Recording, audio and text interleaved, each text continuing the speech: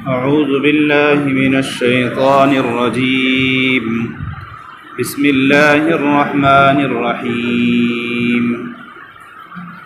وإذ ابتلى إبراهيم ربه بكلمات فأتمهن قال إني جاعلك للناس إماما قال ومن ذريتي قال لا ينال عهد الظالمين.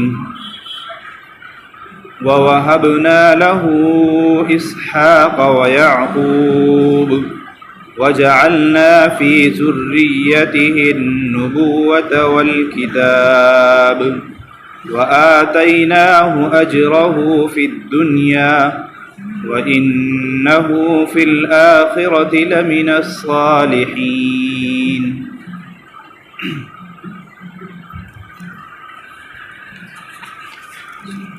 محترم بھائی و عزیز دوستو، انبیاء علیہم الصلاۃ کا تذکرہ چل رہا ہے۔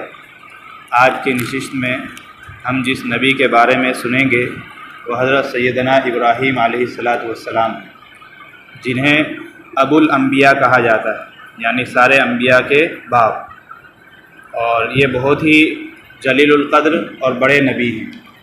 جس قدر یہ بڑے ہیں، اللہ تبارک و تعالیٰ نے گویا کہ ان کا امتحان اور ان کی آزمائش بھی ایسے ہی لی ہے، اس لیے کہ جو بڑے لوگ ہوتے ہیں، جو اللہ کے جتنے زیادہ قریب ہوتے ہیں، اللہ انہیں اتنا آزماتے ہیں، جو اللہ کے جتنے زیادہ دور بندے ہوتے ہیں، اللہ تعالیٰ پھر ان کو زیادہ نہیں آزماتے، کیونکہ اللہ کو پتہ ہے کہ اس کو میں اگر آزماؤں گا تو میری بات سنے گا نہیں۔ جو زیادہ قریب ہوتے ہیں انہیں اللہ تعالیٰ زیادہ آزماتے ہیں تاکہ ان کو مزید نوازے اور زیادہ عطا کرے۔ تو انبیاء میں حضرت ابراہیم علیہ السلام وہ شخصیت ہے جن کی اللہ تبارک و تعالیٰ نے قدم قدم پر امتحان لیا ہے، اور اللہ ہی کی شان کہ حضرت ابراہیم علیہ السلام ہر امتحان میں گویا کہ 100/100 نمبر سے کامیاب ہوئے ہیں۔ سب سے پہلی ان کی آزمائش یہی ہوئی کہ ان کی جو پیدائش ہوئی ایک بت پرست گھرانے میں ہوئی۔ جس ماحول میں، جس آب و ہوا میں انہوں نے آنکھ کھولا ہے، چاروں طرف لوگ بتوں کی ہی عبادت کیا کرتے تھے، حتیٰ کہ ان کے والد کے بارے میں آتا ہے کہ ان کے والد بت پرست تو تھے ہی، وہ بت بناتے بھی تھے۔ آپ سوچئے کہ ایسے خطرناک ماحول میں، کفر و شرک والے ماحول میں کوئی انسان پیدا ہو تو ایمان کی طرف اس کا جھکاؤ ہو جائے، یہ کتنی بڑی نعمت ہے۔ گویا کہ آپ کی سب سے پہلی آزمائش ہی یہ ہوئی کہ آپ کو کفرستان میں، بتوں کے گویا کہ گھر میں، گڑھ میں آپ کی پیدائش ہوئی۔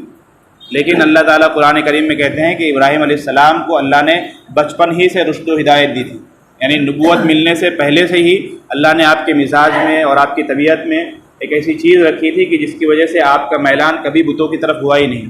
آپ ہمیشہ سلیم الفطرت رہے اور اصل فطرت پر آپ قائم رہے۔ ہم نے حدیث سن رکھی ہے کہ ہر بچہ جب پیدا ہوتا ہے فطرت سلیمہ پر پیدا ہوتا ہے، یعنی عہد الست میں جو ہم نے اللہ تعالیٰ کے ایک ہونے کا اقرار کیا ہے، ہر بچہ اسی اقرار پر قائم ہوتا ہے۔ پھر چاہے تو اس کے ماں باپ یہودی ہوتے ہیں تو کوئی اس کو یہودی بنا لیتا ہے، ماں باپ نصرانی ہو تو بچہ نصرانی بن جاتا ہے، ماں باپ بت پرست ہو یا مجوسی ہو تو بچہ بھی اسی مذہب میں چلا جاتا ہے۔ لیکن حضرت ابراہیم علیہ السلام باوجود ہے کہ ان کے گھر والے، حتیٰ کہ ان کے والد اور ان کے پورے معاشرے اور پوری بستی والے بت پرست تھے، بتوں کی عبادت کیا کرتے تھے، ستاروں کو اپنا معبود سمجھتے تھے، لیکن اس ماحول میں بھی انہوں نے اپنے آپ کو بچایا اور یہ فطرت سلیمہ پر قائم رہے۔ تو سب سے پہلی آزمائش گویا کہ گھر سے ہی شروع ہو گئی۔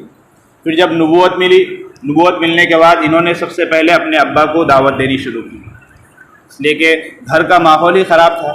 ظاہر سی بات ہے کہ والد کے سامنے بیٹا کوئی بات لے کر جائے، یہ بہت بڑی آزمائش ہوتی ہے۔ مثلا کسی بیٹے کو کہا جائے کہ آپ کے والد صاحب یہ غلط کام کر رہے ہیں، یہ غلط کام کر رہے ہیں، تم جا کے اپنے ابا کو سمجھاؤ، تو بچے کے لیے اس سے بڑی آزمائش کوئی نہیں ہو سکتی۔ جس باپ نے ہمیں پیدا کیا، جس باپ کے سامنے ہم پلے بڑھے، اسی کو گویا کہ ہم غلط ٹھہرائیں، تو بچے کے لیے یہ بہت بڑی آزمائش ہے۔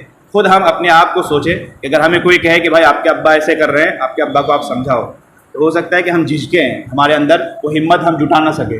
لیکن حضرت ابراہیم علیہ السلام بلا جھجک اپنے والد کے سامنے گئے اور ان سے باضابطہ ڈیبیٹ کی، مباحثہ کی، اور ان کو دلائل کے ذریعے سمجھانے کی کوشش کی، نرمی سے، پیار محبت کے ساتھ، یہ نہیں کہ لڑتے جھگڑتے ہوئے، پیار محبت کے ساتھ انہیں سمجھانے کی کوشش کی۔ والد صاحب لیکن وہ بالکل گویا کہ بت پرستی میں بہت آگے بڑھ چکے تھے اور بہت ہی زیادہ گویا کہ ان کا دل سیاہ ہو چکا تھا، تو انہوں نے ماننے سے انکار کر دیا، حتیٰ کہ ان کو مارنے پیٹنے اور زد و کوب کرنے کی دھمکی دینے لگے، گھر سے نکالنے کی دھمکی دینے لگے۔ ان تمام چیزوں کے باوجود انہوں نے گویا کہ دین حق کو نہیں چھوڑا۔ حضرت ابراہیم علیہ السلام دوسرے لوگوں کے پاس بھی جاتے رہے، لوگوں کو سمجھاتے رہے، اور ان کے سمجھانے کا جو انداز تھا بالکل فطری انداز تھا، جو ایک عام سے عام انسان کو بھی سمجھ میں آیا۔ گویا کہ ہم دعوت و تبلیغ کے ساتھیوں کے لیے جو ہم دین کی دعوت دیتے ہیں، چاہے اپنوں کو دیں یا غیروں کو دیں، تو دعوت کے ساتھیوں کے لیے حضرت ابراہیم علیہ السلام نے جو دعوت دی ہے، قرآن نے اس کی جو منظر کشی کی ہے، ان آیات میں ہمارے لیے بہت ہی بڑا سبق ہے کہ عام انسان کو کس طرح دعوت دینا ہے، اللہ تعالیٰ کی توحید، اللہ کی وحدانیت کو کس طرح سمجھانا ہے۔ حضرت ابراہیم علیہ السلام نے کوئی علمی گفتگو نہیں کی، کوئی فلسفیانہ باتیں نہیں کی، فلسفی آپ نے نہیں جھاڑا، بلکہ آپ نے عام فہم انداز میں لوگوں کو سمجھانے کی کوشش کی۔ لوگوں کے پاس جاتے، ان کو پوچھتے کہ بتاؤ بھائی تم کس کی عبادت کرتے ہو؟ ان پتھروں کی عبادت کرتے ہو جو نہ کھاتے ہیں نہ پیتے ہیں؟ اگر اس پر کوئی مچھر بیٹھ جائے یا کتا یا چوہا ان کے سامنے جو تم چڑھاوا چڑھاتے ہو، چوہا اس کو کھانے لگے تو وہ بھگا بھی نہیں سکتے، ان کے اوپر مکھی بیٹھ جائے تو وہ اس کے ہٹا بھی نہیں سکتے۔ تو جو خود اس قدر لاچار ہیں، بے بس ہیں، جسے تم خود اپنے ہاتھوں سے بناتے ہو، تم خود ان کی کیئر کرتے ہو، ان کا خیال رکھتے ہو، وہ تمہارا معبود کیسے ہو سکتا ہے؟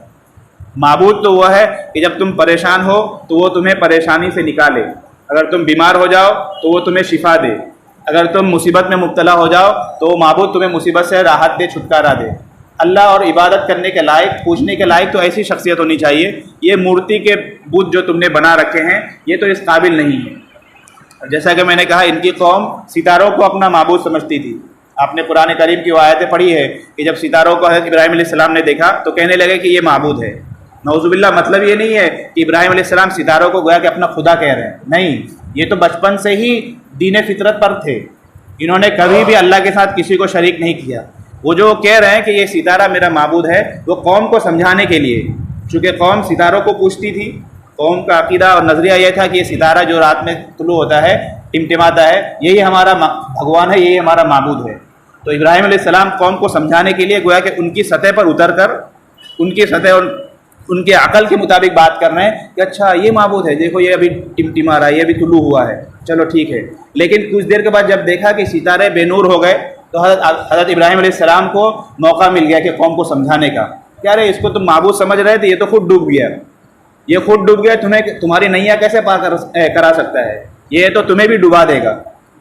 تھوڑی دیر کے بعد چاند طلوع ہوا تو چاند کی روشنی چونکہ ستاروں کے مقابلے میں تھوڑی زیادہ ہوتی ہے، تو ابراہیم علیہ السلام کہنے لگے اچھا ہو سکتا ہے کہ یہ تمہارا معبود ہو، یہ معبود ہو سکتے ہیں کیونکہ یہ اس سے زیادہ روشن ہے۔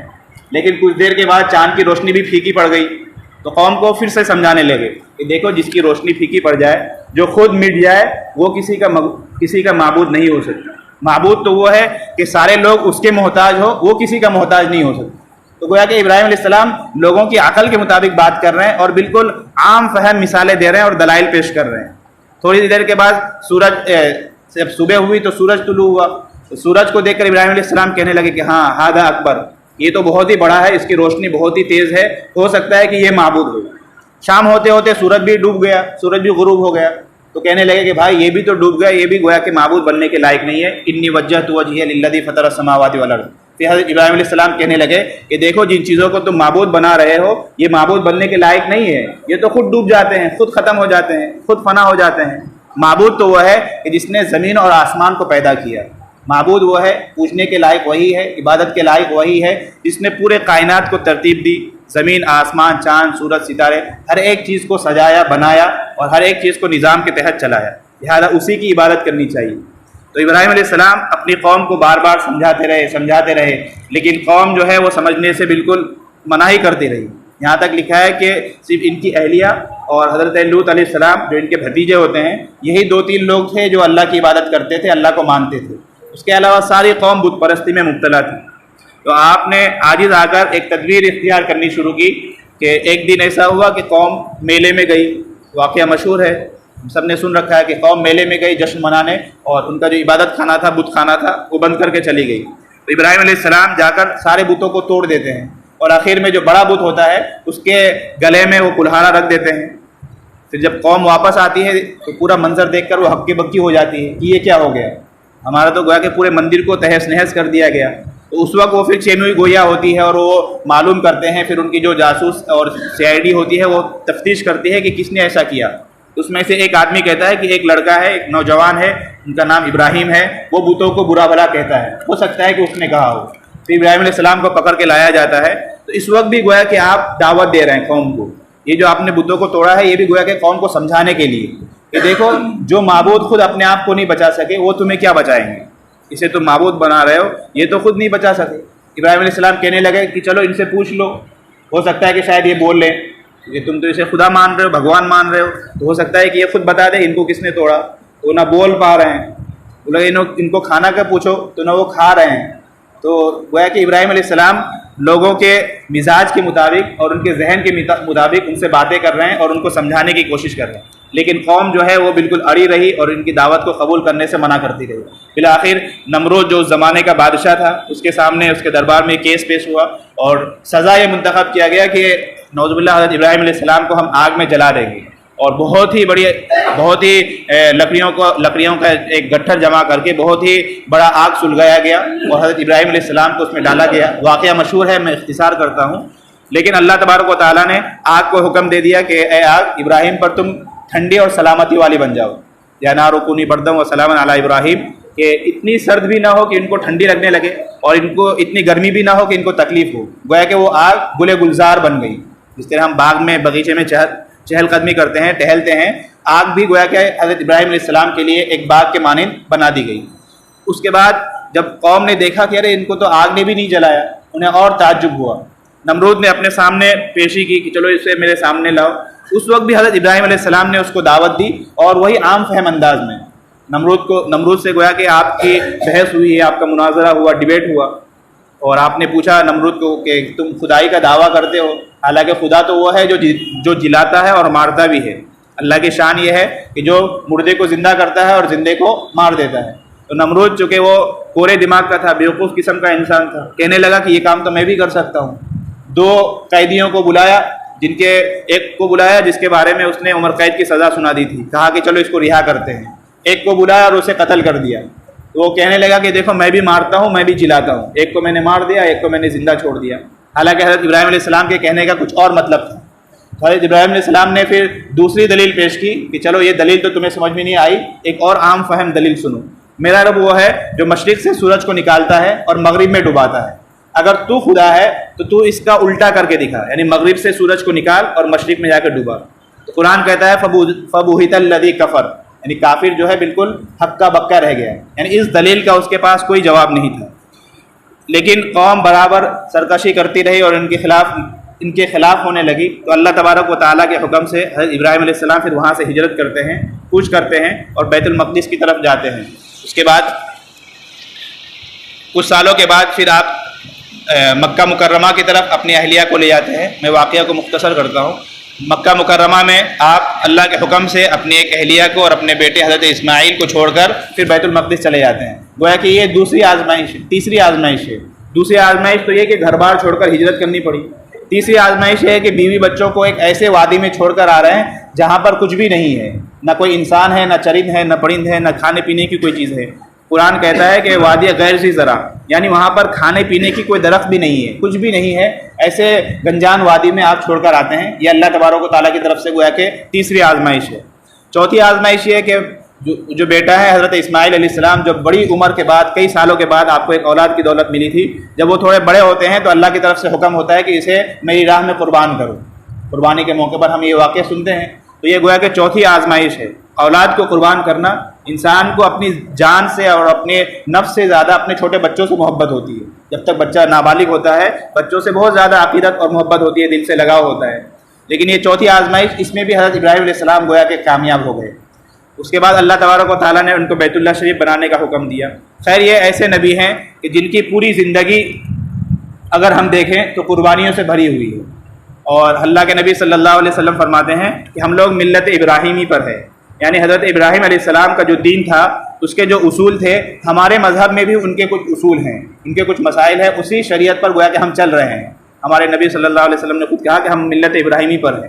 قربانی کے موقع پر آپ نے حدیث شریف سنی ہوگی کہ اللہ کے نبی سے پوچھا گیا کہ قربانی کیا ہے، تو آپ نے کہا تھا کہ سنت ابیکم ابراہیم، کہ تمہارے والد حضرت ابراہیم علیہ السلام کی سنت ہے، لہذا قربانی ہم گویا کہ انہی کی سنت ادا کر رہے ہیں۔ اور مکہ شریف میں جو ہم جاتے ہیں حج بیت اللہ کے لیے، حضرت ابراہیم علیہ السلام نے پکارا تھا، لوگوں کو آواز دی تھی، انہی کے آواز پر ہم لبیک کہتے ہوئے جاتے ہیں، بیت اللہ شریف کا طواف کرتے ہیں۔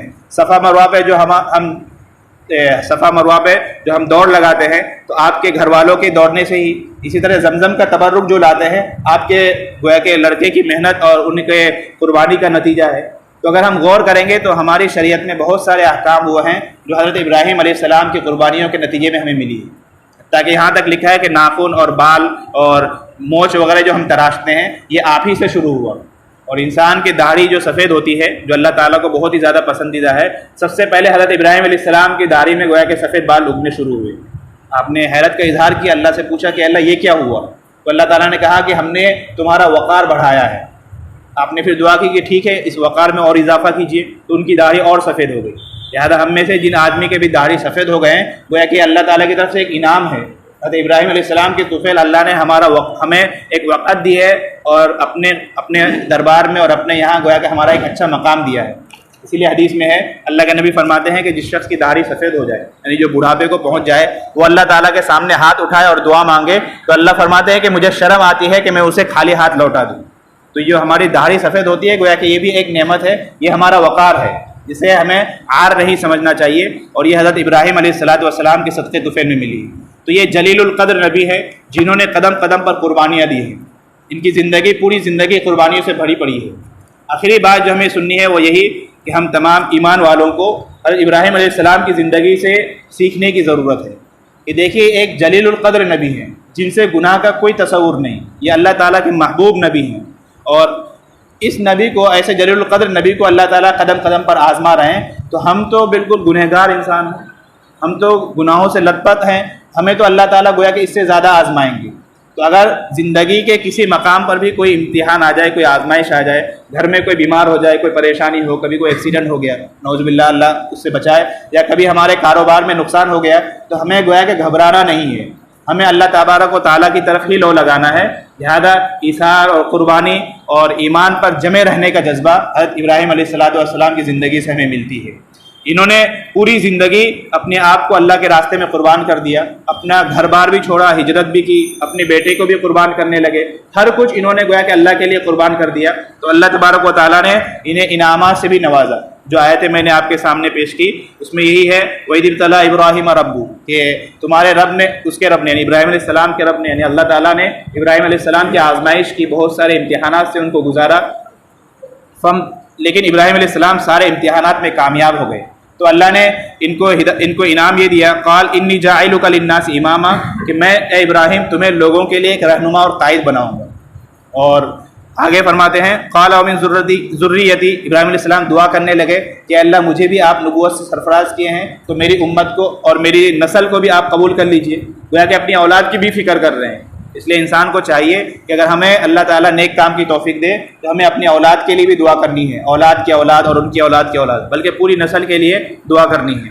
پھر آگے اللہ فرماتے ہیں، قال لا ينال عهدي الظالمين، کہ جو لوگ ظالم ہوں گے میرا عہد ان کے لیے نہیں ہے، یعنی ابراہیم علیہ السلام سے کہہ رہے ہیں آپ کی نسل میں جو لوگ دین پر قائم رہیں گے ان کو تو میں گویا کہ پیشوا بناؤں گا، لیکن جو لوگ ظلم کریں گے، اور سب سے بڑا ظلم یہی ہے کہ اللہ کے ساتھ شرک کیا جائے، ان الشرک لظلم عظیم، سب سے بڑا ظلم شرک کرنا ہے۔ تو جو آدمی ظلم کرے گا گویا کہ اللہ تعالیٰ کا وعدہ اس کے لیے نہیں ہے۔ دوسری آیت میں اللہ فرماتے ہیں، وَوَهَبْنَا لَهُ إِسْحَاقَ وَيَعْقُوبَ، کہ ہم نے حضرت ابراہیم علیہ السلام کو اسحاق اور یعقوب جیسے بیٹے دیے، وَجَعَلْنَا فِي ذُرِّيَّتِهِ النُّبُوَّةَ وَالْكِتَابَ، اور ہم نے ان کے نسل میں نبوت اور کتاب کو دی۔ اسی لیے آپ دیکھیں گے کہ جتنے انبیاء کرام ہیں اکثر انبیاء حضرت ابراہیم علیہ السلام کی نسل سے پیدا ہوئے ہیں، اور جتنی آسمانی کتابیں ہیں ساری کی ساری کتابیں انہی کے نسل کے لوگوں کو ملی ہے۔ اور یہ کس وجہ سے؟ اس لیے کہ انہوں نے اللہ تعالیٰ کی راستے میں زیادہ سے زیادہ قربانی دی۔ پتہ یہ چلا کہ جو آدمی دین کے لیے جتنا زیادہ قربانی دے گا اللہ تعالیٰ اس کی نسلوں کو اتنے زیادہ قبول کریں گے، جو آدمی جتنی زیادہ قربانیاں دے گا اللہ تعالیٰ اس کی نسلوں کو قبول کر لیں گے۔ یہ حضرت ابراہیم علیہ السلام کی زندگی ہم تمام کے لیے ایک نمونہ ہے۔ اسی لیے علماء کرام نے لکھا ہے کہ جو آدمی، یاد رکھیے گا کہ جو آدمی علماء کو برا بھلا کہے، کسی ایک عالم کو نہیں، پورے علماء برادری کو، صرف اس بنیاد پر کہ یہ عالم ہے یہ دین کا علم رکھتے ہیں. علماء کو علماء ہونے کی وجہ سے جو آدمی برا بھلا کہے، علماء نے لکھا ہے کہ اللہ تعالیٰ ان کی نسلوں کو محروم کر دیتے ہیں، نسلوں میں کوئی عالم پیدا نہیں ہوتا. اور جو آدمی علماء سے محبت رکھے، عقیدت رکھے، ان سے دعا سلام رکھے اور دعا لیتے رہے، تو اس عقیدت اور محبت رکھنے کی وجہ سے اللہ تعالیٰ ان کے نسلوں کو ضرور قبول کرتے ہیں. ان کے اولاد میں یا اولاد کے اولاد میں ضرور کوئی شخص ایسا ضرور پیدا ہوگا جو اللہ کا ولی بنے گا، اللہ کی شریعت کا عالم بنے گا. تو ہمیں گویا کہ علماء سے محبت رکھنی ہے، علماء سے نفرت نہیں کرنی. اسی لیے ایک بات اور لکھی ہے علماء نے کہ آپ اگر دیکھیں اپنے زمانے میں کوئی آدمی بہت بڑا ہے، علم کے اعتبار سے، عمل کے اعتبار سے، کسی بھی اعتبار سے بہت اونچا مقام ہے، لوگ اس سے محبت کرتے ہیں. جیسے ہمارے علاقہ کشن گنج میں کئی علماء کرام ہیں، حضرت مولانا ممتاز صاحب کل تشریف لائے تھے، وہ ہیں. ان کے علاوہ اور بہت سارے لوگ ہیں. تو جتنے بڑے لوگ ہیں، آپ اگر ان کی زندگی کو دیکھیں گے، علماء فرماتے ہیں کہ جو بڑے بنتے ہیں، بڑے بننے میں انسان کے ذات کا اور اپنے کمال کا کوئی دخل نہیں ہے. زیادہ سے زیادہ یہ کہہ سکتے ہیں کہ 20% دخل ہے. 80% یہ دخل ہے ان کے آباء و اجداد کا. کوئی انسان آج بڑا ہے تو ان کے آباء و اجداد کا دخل ہے کہ ان کے باپ داداؤں میں کوئی ہوں گے جو اللہ کے ولی ہوں گے، کوئی ہوں گے جنہوں نے دین کے لیے بہت ہی زیادہ قربانیاں دی ہوں گی، دین کے لیے بہت ہی زیادہ اپنے آپ کو کھپایا ہوگا. تو اسی کا انعام گویا کہ اللہ تعالیٰ اگلی نسلوں کو دیتے ہیں. تو اگر ہم میں سے ہر آدمی، ظاہر سی بات ہے ہر ایک کی خواہش ہوتی ہے کہ ہم بڑے بنیں، ہم اللہ کے ولی بنیں، اللہ کے دین کے اور شریعت کے عالم بنیں. اگر ہمارا یہ وقت ضائع ہو گیا، ہم نہیں بن سکے، تو ہمیں کم از کم اپنی اولاد کی اور آنے والی نسلوں کی فکر کرنی ہے. ہمیں ہر وہ کام کرنا ہے جس سے ہماری نسلوں پر، ہماری نسلوں کے لیے خیر کا گویا کہ اللہ تعالیٰ فیصلہ کرے. اور ہر اس کام سے اپنے آپ کو روکنا ہے کہ جس سے اللہ تعالیٰ ہماری نسلوں کو تباہ کر دے. اس لیے کہ ہم اگر کوئی گناہ کریں گے، کوئی غلط کام کریں گے، اس کی جو سزا ہے وہ ہمیں تو ملے گی ہی، لیکن آنے والی نسلوں کو بھی بھگتنا پڑتا ہے. آپ اگر معاشرے میں غور کریں گے تو یہ بات آپ کو سمجھ میں آئے گی کہ کسی کے باپ دادا بہت نیک تھے تو اللہ تعالیٰ نے ان کی نسلوں میں کئی بڑے بڑے علماء اور صلحاء اور نیک لوگوں کو پیدا کیا، دین کے داعیوں کو پیدا کیا. جن کے آباء و اجداد لوگوں کو پریشان کیا کرتے تھے، تو حالانکہ ان کا بیٹا اچھا ہے، نیک ہے، نمازی ہے، لیکن وہ پریشان ہی رہتا ہے. تو ہم جو کام کرتے ہیں ہماری نسلوں کو بھگتنا پڑتا ہے. تو ابراہیم علیہ السلام گویا کہ درس دے رہے ہیں کہ میں نے پوری زندگی قربانیاں دی، تو اللہ تبارک و تعالیٰ نے ان کو انعام یہ دیا کہ ان کے نسل میں اللہ نے نبیوں کا بالکل لائن لگا دیا. اس لیے انبیاء کرام کا جو سلسلہ ہے اکثر نبی حضرت ابراہیم علیہ السلام کے نسل سے ہے، حتیٰ کہ آخری نبی حضرت نبی کریم صلی اللہ علیہ وسلم یہ بھی حضرت ابراہیم علیہ السلام کے نسل سے ہے. قرآن کہتا ہے وہ کتاب، اور آسمانی جو کتابیں ہیں وہ بھی ان کی نسلوں کو ملی. اگر لہذا اس سے ہمیں یہ سبق ملتا ہے، ہم سب کو سیکھنا چاہیے کہ اگر ہم چاہتے ہیں کہ ہمیں اور ہماری نسلوں کو اللہ تعالیٰ قبول کر لے، دین کے لیے قبول کر لے، تو ہمیں ہر وہ کام کرنا ہے جو اللہ کو راضی کرنے والے ہوں. ایسا کام بالکل نہیں کرنا کہ جس سے ہماری نسلوں کو نقصان ہو. ایک واقعہ بالکل ابھی زمانہ حال کا، دارالعلوم دیوبند کے شیخ الحدیث تھے، کورونا میں ان کا انتقال ہوا. حضرت مفتی سعید صاحب رحمۃ اللہ علیہ، سارے حضرات جانتے ہوں گے. تو حضرت مفتی سعید صاحب بہت بڑے عالم ہیں، ہندوستان کے دارالعلوم دیوبند کے شیخ الحدیث اور صدر مفتی. اس سے بڑا عہدہ گویا کہ ہندوستان میں کوئی نہیں ہے کہ دارالعلوم جیسے بڑے ادارے کا کوئی انسان شیخ الحدیث ہو اور سارے اساتذہ کا صدر ہو. اس سے بڑا عہدہ ابھی ہمارے ہندوستان میں کہیں نہیں ہے. تو اتنے بڑے عالم تھے وہ خود فرماتے ہیں ان کے والد کے بارے میں کہ ان کے والد صاحب بھی ڈھابے، جو گجرات کا ایک بہت بڑا ادارہ ہے، وہاں وہ پڑھنے کے لیے گئے تھے، لیکن گھریلو حالات اس قدر نہیں تھے کہ وہ پڑھ سکے، اور ان کو درمیان سے ہی گویا کہ تعلیم چھوڑنی پڑی. لیکن ان کے والد نے تعلیم چھوڑ دی، لیکن ان کے دل میں ایک کسک تھی کہ بھائی میں تو عالم نہیں بن سکا، لیکن میری اولاد عالم بننی چاہیے. اور حضرت فرماتے ہیں کہ ان کے زمانے میں، وہ پالنپور علاقہ ہے گجرات میں، وہاں کے وہ ہیں، ان کے زمانے میں اس پورے علاقے میں ایک بہت ہی بری چیز تھی، وہ یہ کہ لوگ جو ہے سودی کاروبار میں ملوث تھے. کوئی سود دیتا تھا، کوئی سود لیتا تھا، یعنی ایک آدمی بھی ایسا نہیں تھا جو سودی کاروبار میں نہ لگا ہو. تو حضرت کے والد نے عہد کر لیا تھا کہ چاہے میں بھوکا مر جاؤں، چاہے میرے گھر میں فاقہ ہو، میں کبھی بھی سود نہیں لوں گا، نہ سود لوں گا نہ دوں گا. انہوں نے بالکل عہد کر لیا تھا، اور اسی وجہ سے وہ پڑھائی بھی چھوڑ دیے تھے کہ اب کوئی کاروبار کریں گے، کام دھندا کریں گے، حلال اور پاکیزہ پیسہ کمائیں گے، اور اولاد کو حلال اور پاکیزہ روزی جو کھلائیں گے. عہد کر کے انہوں نے تعلیم چھوڑ دی. اس کے بعد وہ کام دھندا کرنے لگے، ان کی شادیاں ہوئی اور کئی اولاد ہوئے، اور اسی میں حضرت مفتی سعید صاحب سب سے بڑے لڑکے ہیں. ان کی انہوں نے پرورش کی، اور اللہ تبارک و تعالیٰ نے ان کو قبول کیا کہ دارالعلوم جیسے ادارے کے وہ شیخ الحدیث ہوئے. اور ان کے دوسرے بھائی مفتی امین صاحب، ابھی وہ شیخ الحدیث ہے دارالعلوم دیوبند کے، گویا کہ دوسرے بھائی کو بھی قبول کر لیا. ایک تیسرے بھائی ہے جو گجرات میں ہے، وہ بھی وہاں شیخ الحدیث ہیں، حدیث کی بڑی بڑی کتابیں پڑھاتے ہیں، 2 مدرسے میں وہ پڑھاتے ہیں، گویا کہ دونوں مدرسے میں ان کا فیض جاری ہے. تو دیکھیے ایک ان کے والد نے عہد کیا تھا کہ میں یہ غلط کام نہیں کروں گا، چاہے میں عالم نہ بن سکا لیکن اللہ میری نسلوں کو بنائے گا. نسلوں کو تو کیا اللہ نے ان کے تینوں لڑکوں کو گویا کہ بڑا عالم بنا دی. تو اس سے بھی یہ بالکل زمانہ حال کا واقعہ ہے، ہمارے زمانے کا واقعہ ہے. تو اس سے بھی گویا کہ ہمیں ایک سبق ملتی ہے کہ چاہے ہم اتنے بڑے نہیں بن سکے، ہم اللہ کے اتنے مقرب نہیں ہو سکے، لیکن ہمیں کوشش کرنی چاہیے کہ ہم ہر وہ کام کریں جس سے اللہ تعالیٰ ہماری نسلوں کو قبول کر لے، اور ہر اس کام سے اپنے آپ کو بچانا چاہیے، اور اللہ تعالیٰ سے معافی بھی مانگنی چاہیے کہ ہم سے ایسا کوئی بھی کام غلطی سے بھی نہ ہو کہ جس کا وبال اور جس کا خمیازہ ہماری نسلوں کو بھگتنا پڑے. اللہ تبارک و تعالیٰ ہمیں بھی قبول فرمائے اور ہماری نسلوں کو بھی قبول فرمائے. تو یہ حضرت ابراہیم علیہ السلام کے واقعے سے جو ہمیں بہت ہی اہم سبق ملتا ہے. اور آخری بات یہ ہے کہ حضرت ابراہیم علیہ السلام انہوں نے لوگوں کو جو سمجھایا ہے، منطقی باتیں نہیں کی، کتابی باتیں نہیں کی، ادھر ادھر کی علمی بحثیں نہیں کی، بالکل عام فہم انداز میں لوگوں کو دعوت دی ہے. لہذا ہم بھی اگر انسانوں کو دعوت دیں، عام لوگوں کو دعوت دیں، یا غیر مسلموں میں کبھی ہمیں بات کرنے کا موقع ملے تو ہم عام فہم انداز میں انہیں سمجھائیں. جو کائنات کا جو نظام ہے، چاند سورج، اللہ تعالیٰ خود فرماتے ہیں کہ تم کائنات میں غور کرو، بلکہ انسان خود ایک کائنات ہے، انسان کی جو باڈی ہے یہ خود ایک کائنات ہے. انسان خود میں بھی اگر غور کر لے گا اللہ تعالیٰ کو پالے گا. تو ہمیں یہ حضرت ابراہیم علیہ السلام کے واقعے سے دعوت کا بھی گویا کہ ایک اصول ملتا ہے. آخری بات کہ حضرت ابراہیم علیہ السلام کے والد، جیسا کہ میں نے کہا کہ وہ بت پرست تھے، ان سے ان کا مناظرہ ہوا تو انہوں نے بہت ہی نرمی سے ان کو سمجھایا. اب آپ اس واقعے میں ہی دیکھیے کہ باپ جو ہے وہ بت پرست ہے، اللہ کو نہیں مانتا، پھر بھی ابراہیم علیہ السلام ان سے نرمی سے پیش آ رہے ہیں. اور الحمدللہ ہم تمام کے والدین تو اللہ کے فضل سے ایمان والے ہیں، صاحب ایمان ہیں. تو اب آپ خود ہی بتائیے ہمیں اپنے والدین کی کتنی کیئر کرنی چاہیے.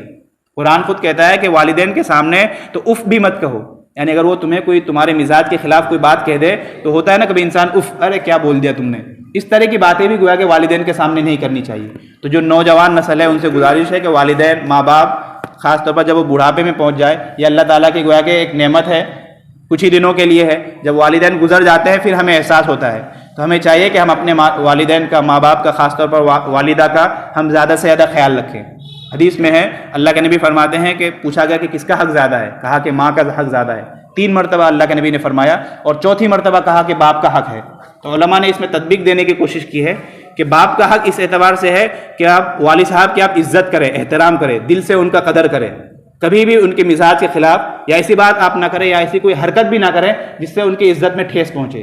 تو گویا کہ احترام میں والد کا حق زیادہ ہے، اور والدہ کا حق اس اعتبار سے زیادہ ہے کہ ان کا خیال رکھنا ہے، اس لیے کہ وہ کما نہیں سکتی، ان کے پاس پیسہ ویسا ہوتا نہیں، بڑھاپے میں ان کا خیال رکھنا ہے، پیسے دے کر یا ان کے کھانے ہونے کے اعتبار سے، دوائی دارو کے اعتبار سے، ہر اعتبار سے گویا کہ کیئرنگ کے اعتبار سے ماں کا درجہ بڑھا ہے، اور احترام اور عزت کے اعتبار سے باپ کا درجہ بڑھا ہے. اس لیے کہ باپ کے پاس تو مال دولت ہوتا ہی ہے عموماً، باپ کو کیا چاہیے؟ عزت ہی چاہیے. لہذا اولاد باپ کی بے حرمتی نہ کرے، بے عزتی نہ کرے. اور یہ ایسا گناہ ہے جو اولاد اپنے ماں باپ کو دنیا میں ستاتا ہے تو اس کی آنے والی نسل اور آنے والی اولاد خود اسے بھی ستاتی ہے. گویا کہ دنیا ہی میں اللہ تعالیٰ اس کی جزا اور اس کی سزا دینا شروع کر دیتے ہیں. تو ہمیں حضرت ابراہیم علیہ السلام کے واقعے سے بھی سبق ملتا ہے کہ ہمیں اپنے والدین کے ساتھ نرم گفتاری سے اور محبت سے پیش آنا چاہیے، اور انہیں اللہ تعالیٰ کی ایک نعمت سمجھنی چاہیے. اللہ تبارک و تعالیٰ کہی سنی باتوں پر عمل کرنے کی توفیق عطا فرمائے. بسم اللہ الرحمن الرحیم. اللهم لك الحمد كله ولك الشكر كله. اللهم لا احصي ثناء عليك انت كما اثنيت على نفسك. ربنا آتنا في الدنيا حسنة وفي الآخرة حسنة وقنا عذاب النار. ربنا ظلمنا أنفسنا وإن لم تغفر لنا وترحمنا لنكونن من الخاسرين. الہ العالمین ہم تمام کے گناہوں کو معاف فرما. الہ العالمین ہم تمام کو قبول فرما. اے اللہ ہم تمام کے جائز مقاصد کو پورا فرما. ہمیں جو پریشان حال ہے ان کی پریشانیوں کو دور فرما. اے اللہ جو مقروض ہے ان کے قرض کی ادائیگی کی شکل صورتیں پیدا فرما. اے اللہ ہمارے کاروبار میں، روزی روزگار میں برکت عطا فرما. ہمارے گھروں میں چین، سکون، سکینت نازل فرما. اے اللہ ہمیں بھی قبول فرما، ہماری نسلوں کو بھی قبول فرما. الہ العالمین ہماری نسلوں کو بھی دین پر قائم دائم فرما. اے اللہ ہم تمام مسلمانوں کی ضروریات کو پورا فرما. الہ العالمین جو اعتکاف میں بیٹھے ہیں ان کے اعتکاف کو قبول فرما. اے اللہ انہوں نے دنیا کو تیرے لیے چھوڑ کر تیرے در پر آ کر بیٹھ گئے ہیں. اے اللہ ان کی مغفرت فرما، ان کے عمروں میں برکت عطا فرما. اے اللہ ان کے تمام مقاصد کو پورا فرما. اے اللہ اعتکاف کے مقاصد سے اور اعتکاف کے برکات اور خیرات سے ان تمام کو مالا مال فرما. الہ العالمین ہمیں بھی نیک کام کرنے کی توفیق عطا فرما. ہم تمام کی نیکیوں کو قبول فرما. جو مانگا وہ بھی عطا فرما، جو مانگنے سے رہ گیا وہ بھی عطا فرما. پیارے آقا صلی اللہ علیہ وسلم کے صدقہ فعل ہماری دعاؤں کو قبول فرما. وصلی اللہ علی خیر خلقہ و آلہ و اصحابہ و ذریاتہ اجمعین برحمتک یا ارحم الراحمین.